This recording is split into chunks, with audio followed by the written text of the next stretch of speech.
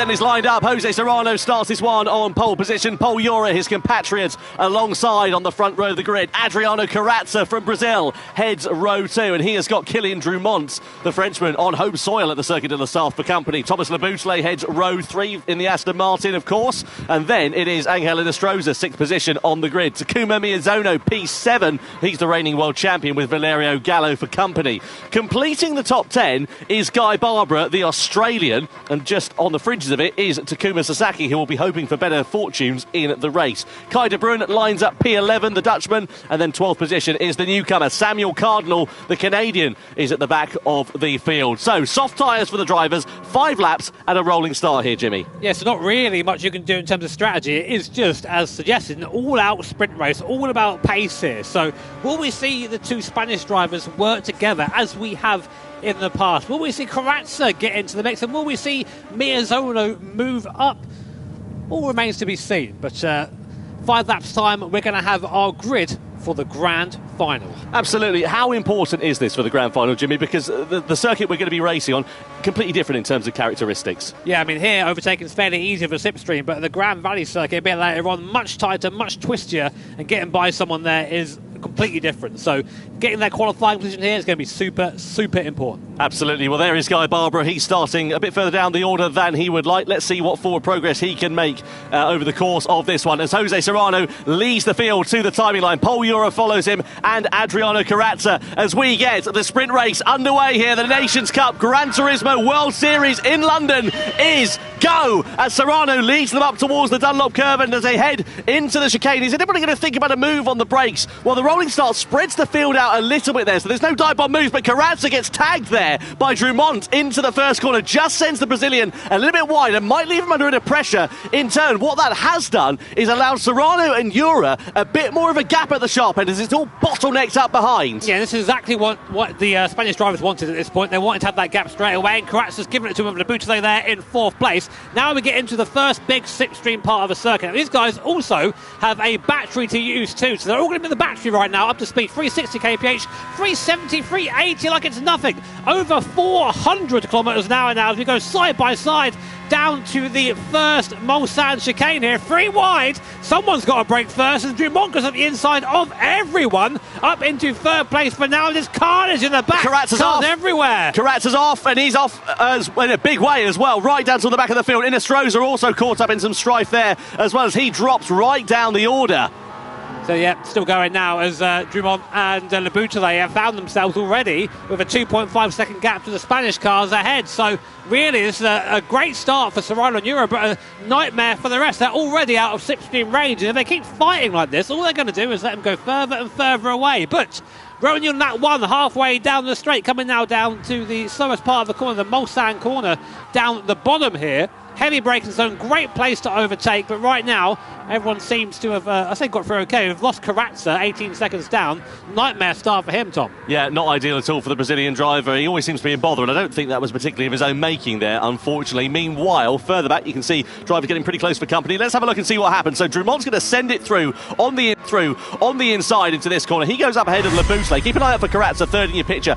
He biffs it into the back then of Laboutelet, and then gets tagged by Inestrosa behind, who in turn gets hit by another driver there as well. I think Miyazono might have been the one that started that off. I mean, it's quite difficult, but the upshot of that is Kai de Bruyne in 5th place has come up from 2nd to last. So Kai de Bruyne, the Dutch driver, with a fantastic start there. You can see the battery being used, and you can see exactly what I thought. Both Spanish drivers have just tried to get away. They've drained that battery, and it's worked. The gap now up to 3.6 seconds from Paul Ura to Thomas Laboutelet behind. But now, of course, they're going to be lacking that power for the next lap. So it might come back to bite them, but this is exactly what these guys wanted. Absolutely. The two Spaniards clearly working together at this point in the race. The problem is that they're involved in a bit of a stalemate, really. They're sort of driving this race with their shoelaces tied together, and eventually a civil war is going to unravel between the two if it carries on as it is as we head in towards the latter stages, because of course they'll want to finish ahead of one another to get pole position ahead of the grand final.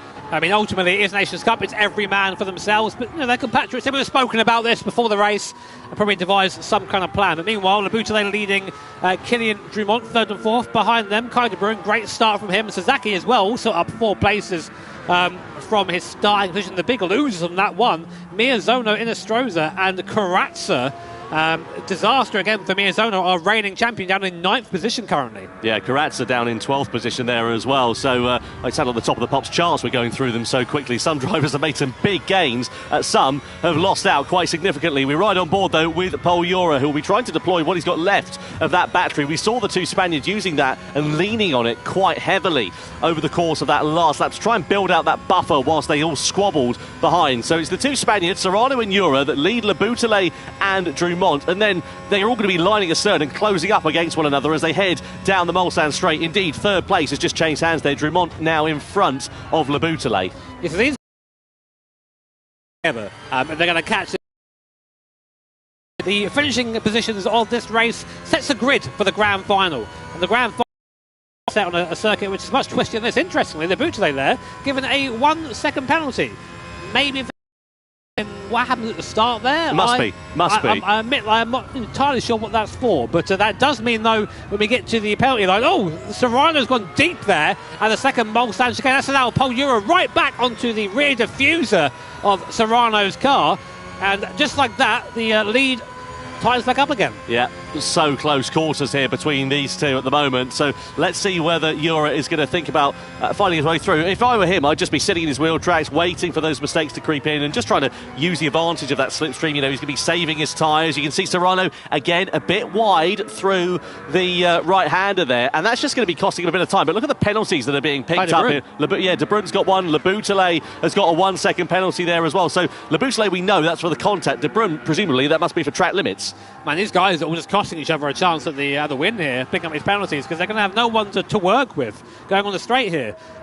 Here is Kai De Bruyne on the left-hand side of your screen, alongside Thomas Laboutelet. Now, they'll come out of Arnage, which is the slowest corner on the circuit. It's right-hander here, and then immediately be hit with a 1 second slowdown, where the brakes are applied automatically for 1 second. The car ghosts lowest round you can go through. Here it is.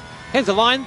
And that's where sadness starts. It's not just a second of slowing down, you have to then try and get back up to speed again. So just like that, Laboutelet and De Bruyne go back down to 7th and 8th position. Yeah, Laboutelet means dropping down those positions means that Drumont loses his ally, essentially, doesn't he, there really as well. So those two cannot work together. Meanwhile, we see Serrano still under pressure here from Jura. The compatriot has not found his way past as it stands. These two, of course, they know how to work together as a team. They were part of the Spanish lineup that won the Nations Cup back in 2023.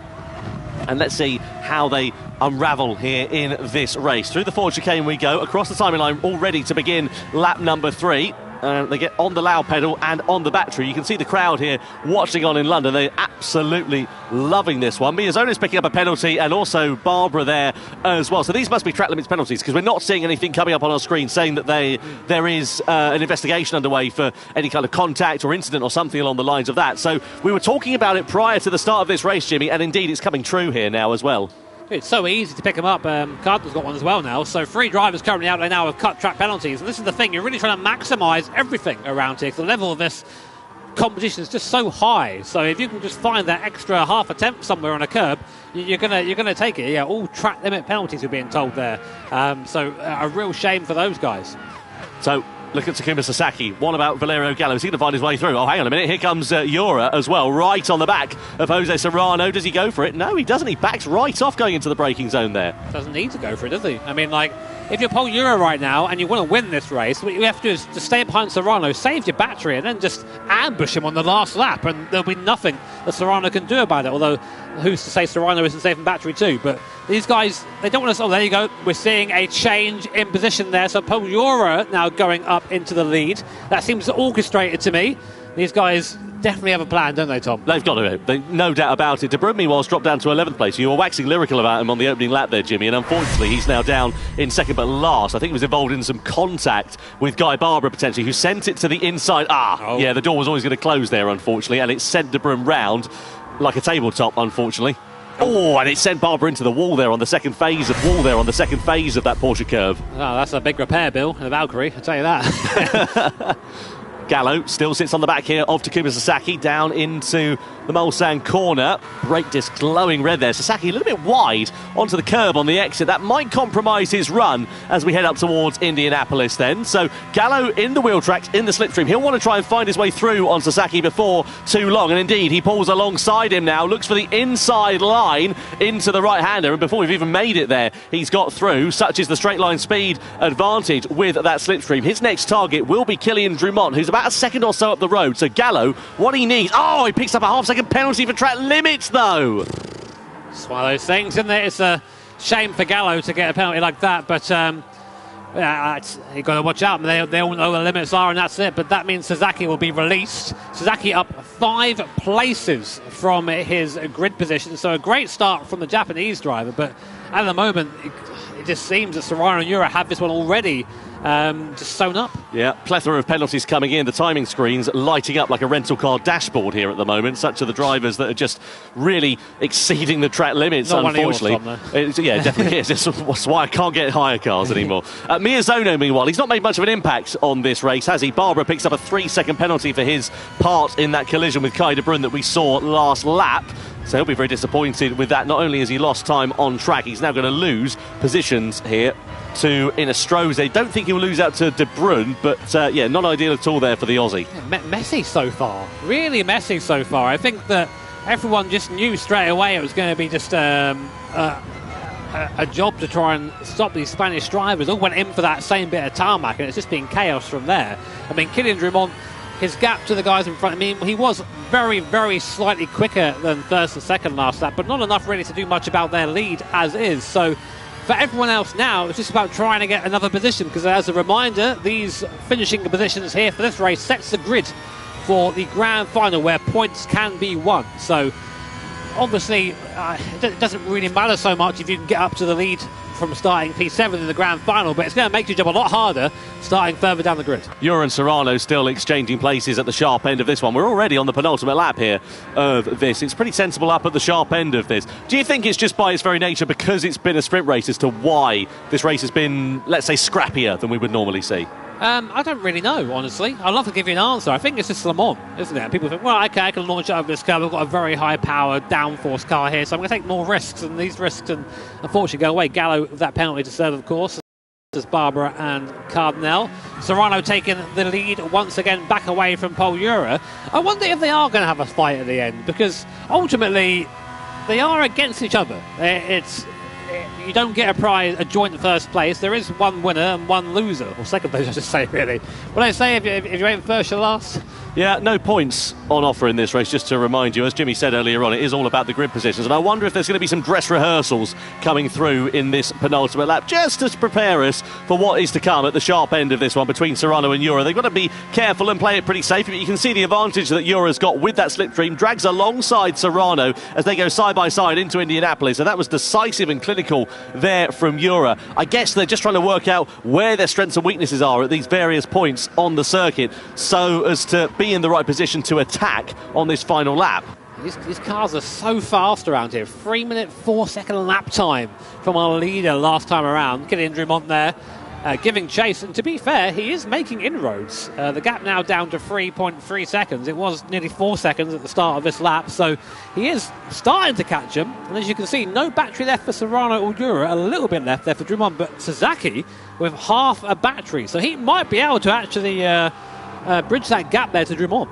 Yeah, he might be able to close it up, but I don't know if he'll be able to challenge for that podium position. But interestingly, out of the two at the front, Serrano has got 9% less than Ura at this point. So I wonder if that will pay dividends to Ura on this final lap. Doesn't sound like a lot, but it could make all the difference between passing and not passing for that race lead. Yeah, I'm not aware of the specific amount of power the battery adds, but it's a significant push to pass. So if you have that in your arsenal, you are definitely going to do a little bit better than the guy who doesn't have it. So anyway, coming on to your last lap here in the sprint race at the Nations Cup. Serrano currently leading from Paul Ura, Spanish 1-2, Drumont in third place and Sasaki in fourth. And again, this is all to decide the grid positions in the race coming up next, the grand final. Yeah, so down in towards this first sector we go. Coming on towards the Mulsanne Straight. Now, this is where it has been pretty hectic at the sharp end of this one, and I would imagine that is set to continue. So Serrano it is that leads, but I guarantee Pol Ura is going to be all over his rear wing and his gearbox as we come onto this back straight, and indeed will probably try and find his way through as well. So onto the back straight we go, and let's see how Ura is going to play this one, and whether Serrano has got anything left to just halt the challenge of his fellow Spaniard as we come down here. At the moment, Serrano looks okay, but it's a fairly long run into that chicane. Don't think he'll do anything into the first one, but maybe Ura can line something up into the second one. And again, Serrano just seems to struggle on that mid phase of the corner. It allows Ura to close up, but on the exit, Serrano gets a better run out of it, and Ura is left there with a bit more work to do. Here we go then, so Pol Ura will get an easy overtake here on the way down to Mulsanne 2, up into the lead for now. Half a lap left. Is that the move?